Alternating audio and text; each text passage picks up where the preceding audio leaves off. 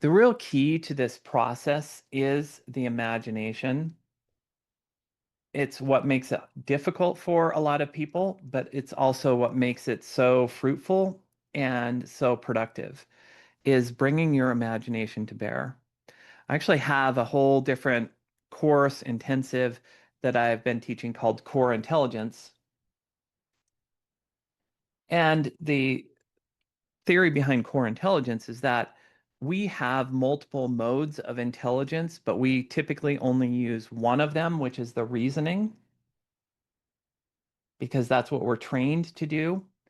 But there are three other modes in addition to reasoning, including feeling and multiple layers of feeling that I don't have time to get into here. But it's when you dig in and really understand what's beneath that and understand the power of it, it's like, why were we never taught this? Anyway, there's, in addition to feeling, there's imagination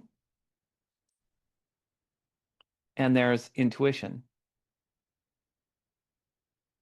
And the idea behind that course is that when we combine these all to get clarity on things that are important to us, we have far better and more clarity than if we just try to use reasoning alone, for example, or emotion alone, which is just one layer of feeling.